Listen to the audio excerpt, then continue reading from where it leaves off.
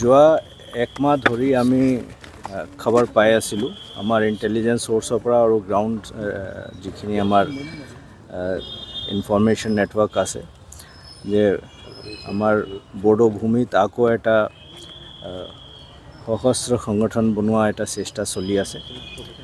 সেইটোৰ পিছত আমি যথেষ্ট মনিটৰিং কৰিছিলোঁ। মনিটৰিং কৰি আমি কিছুমান মানুহৰ নাম পাইছিলোঁ, যিখিনি মানুহে তেনেকুৱা এটা সংগঠনৰ যোজা চলাইছিলে আৰু কিছু আৰ্মছ হয়তো দিছিলে আৰু কিছু আৰ্মছ দিয়া প্ৰতিশ্ৰুতি দিছিলে।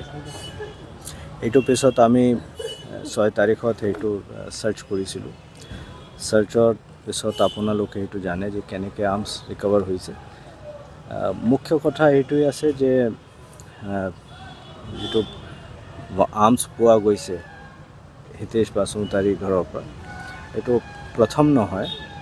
এই কথাটো মই ৰাইজক অৱগত কৰিব বিচাৰিছিলোঁ যে যেতিয়া আমাৰ NLFB বোলা এটা সংগঠন 2021 চনত হৈছিলে, সেইটো সময়ত আপোনালোকৰ মনত পৰে এটা স্কৰ্পিঅ' গাড়ীৰ পৰা 7টামান হাতিয়াৰ ৰিকভাৰ হৈছিলে আৰু এই কেছটো ছাবছিকুৱেণ্টলি NIA ট্ৰান্সফাৰ কৰা হৈছিলে। তো যেতিয়া সেই কেছৰ তদন্ত অসম পুলিচ কৰিছিলে আৰু তাৰপিছত NIA কৰিছিলে, সেই সময়তো এভিডেঞ্চ ওলাইছিলে।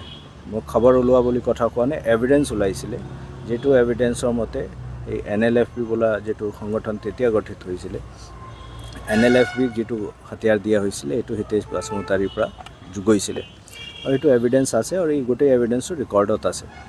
এইখিনি ইতিমধ্যে কোকৰাঝাৰ আৰক্ষীৰ হাতত আছে, কাৰণ শান্তিৰ হকে এই কেছটো আমি NIA পৰা ঘূৰাই আনিছিলোঁ আৰু আমি তেতিয়া ভাবিছিলোঁ যে এতিয়া সেইটোৰ পিছত আৰু নেক্সট টাইম বড়ো ভূমিত তেনেকুৱা আৰ্মড অৰ্গেনাইজেশ্যনৰ কথাটো নোলাব। কিন্তু আকৌ যেতুকে এনেকুৱা এটা কথা ওলাইছে, তেতিয়া আমি এতিয়া যিটো একশ্যন লৈছোঁ এইটো আপোনালোকৰ সন্মুখত আছে। প্লাছ আমি সেইটো কেছত যিখিনি এভিডেঞ্চ তেতিয়া ওলাইছিলে সেইটো আমি আকৌ ৰিভিজিট কৰিছোঁ আৰু মই ইতিমধ্যে কোকৰাঝাৰ আৰক্ষী অধীক্ষক আৰু তেখেতৰ টীমক নিৰ্দেশ দিছোঁ যে সেইটো একবাৰ ষ্টাডি কৰিব লাগে আৰু তাতো যিখিনি নাম ওলাইছিলে এইখিনি মানুহৰ বিৰুদ্ধে যাৱতীয় ব্যৱস্থা ল'ব লাগে। সেইটোৰ লগত আমি কিছুমান আৰু যিখিনি নাম ওলাইছিলে এইখিনি মানুহৰ বিৰুদ্ধে যাৱতীয় ব্যৱস্থা ল'ব লাগে। সেইটোৰ লগত আমি কিছুমান আৰু মানুহৰ নাম পাইছোঁ যিখিনি এইটোৰ লগত জড়িত হৈ আছে। আমি তাতো এতিয়া আমি ফাৰ্ডাৰ একশ্যনটো ল'ব বিচাৰি আছোঁ।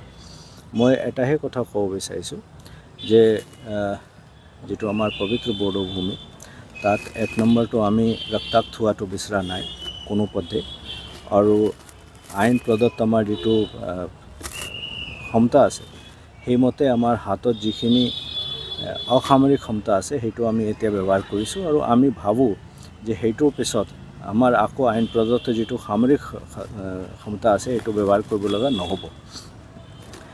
2-এটা যিখিনি হাতিয়াৰ ইহঁত তাৰ পৰা বাহিৰলৈ গৈছে, যিখিনি ল'ৰাই লৈ গৈছে, তেওঁলোককো আমি এটা আহ্বান জনাইছোঁ, তেওঁলোকে আমাৰ ঘূৰি আহক আৰু আমাৰ লগত আহি তেওঁলোকৰ যিটো অভাৱ অভিযোগৰ কথা আছে আলোচনা কৰক। আৰু আমি আমাৰ যিটো মই আগতে কৈছিলোঁ, পবিত্ৰ বড়ো ভূমিত আকৌ নতুন এটা সশস্ত্ৰ সংগঠনটো হ'বলৈ দিব নোৱাৰোঁ আৰু আমি হোৱাটো নিবিচাৰোঁ। ছাৰ, কি নাম আছিলে সংগঠনৰ নাম? এটা নাম দিয়া নাই, সেইটো 26 তাৰিখত তেওঁলোকে মানে প্ৰস্তুতি চলাইছিলে, 26 তাৰিখত ওলোৱা কথা আছিলে। আমি তাৰ আগতে সেইটো ভাবোঁ যে আমি সেইটো এওঁলোকক চবক সামৰি দিব পাৰিম।